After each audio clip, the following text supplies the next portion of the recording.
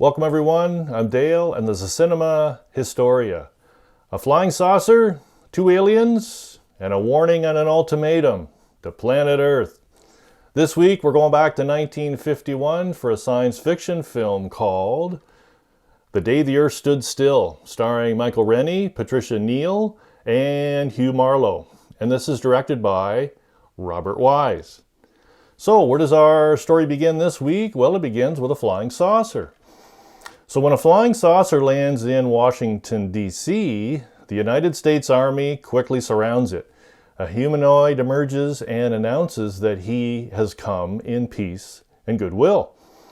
When he unexpectedly opens a small device, he is shot by a nervous soldier, though, and a tall robot named Gort emerges from the saucer and quickly disintegrates the Army's weapons. He explains that the device was a gift for the President of the United States that would enable him to study life on other planets. The alien, though, Klaatu, is taken to an Army hospital where he has surgery to heal his wound. Meanwhile, the Army fails to enter the saucer as Gort is standing guard. Klaatu tells the President's secretary that he has a message to deliver to all the world's leaders. The secretary tells him, though, that during the current world situation that would be totally impossible. So Klaatu then wishes to spend time with ordinary humans to better understand their unreasoning suspicions and attitudes. But of course he gets declined. Klaatu then escapes and moves into a boarding house. But he still has a message. Klaatu has a really important message. He states that the other planets are concerned about Earth's possible aggression now that the humanity has developed rockets and atomic power.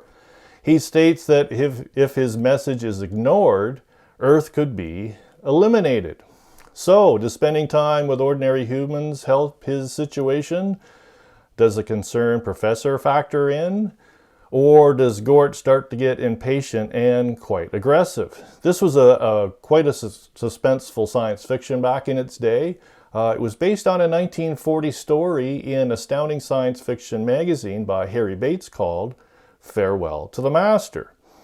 In 1995, the film was selected for preservation in the United States National Film Registry as culturally and historically significant. In 2008, it was ranked number 5 on the American Film Institute's list of greatest films in the genre of science fiction. So, what is our trivia question this week?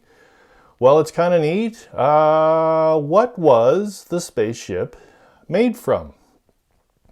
What was the spaceship made from? This was a big science fiction back in its day, and we're going to learn more with a little more history and the answer to our trivia question coming up next.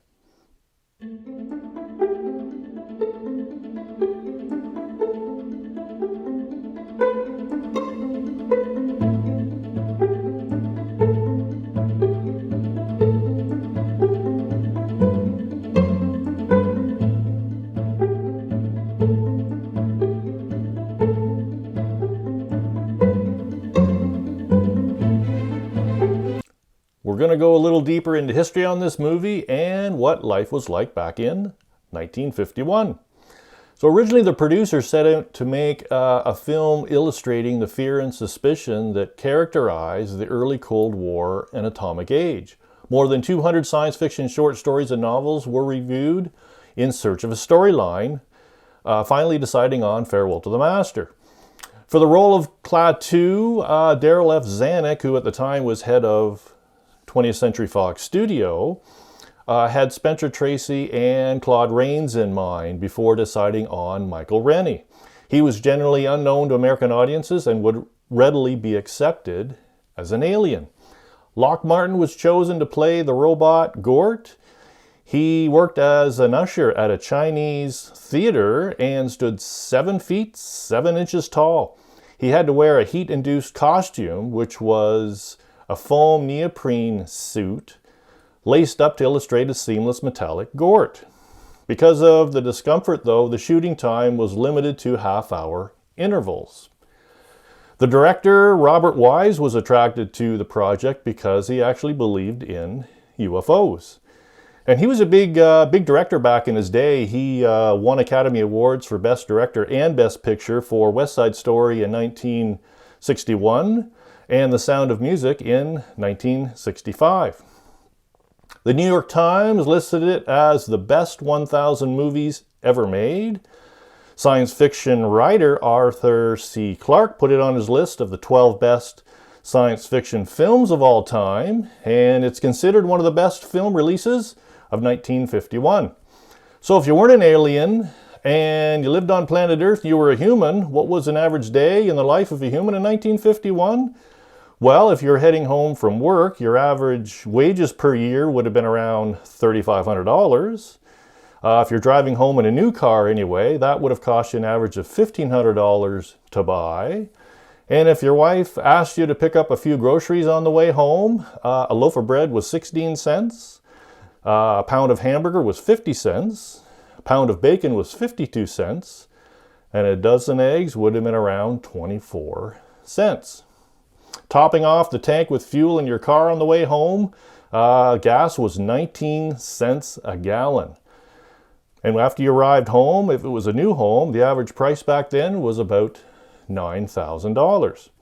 Now, after having a nice meal and maybe you want to relax and watch a bit of TV, if it was October 15th, you could have watched the debut of the TV show I Love Lucy. It aired on CBS. I Love Lucy was one of the first shows to use 3 different cameras as it was filmed in front of a Hollywood audience. It was done live. But if you wanted to go out that evening, and it was a month ahead of that on September 18th, you could have gone to the show to see The Day the Earth Stood Still.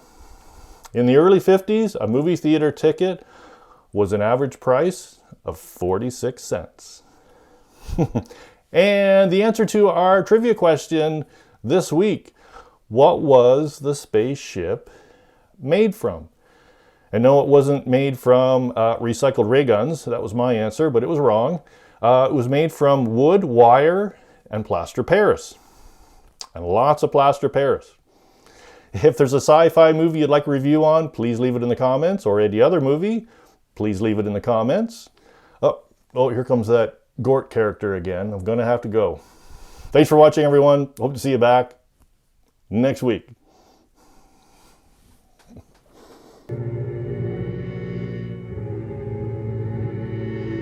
Care for a cigar? No, don't smoke, eh?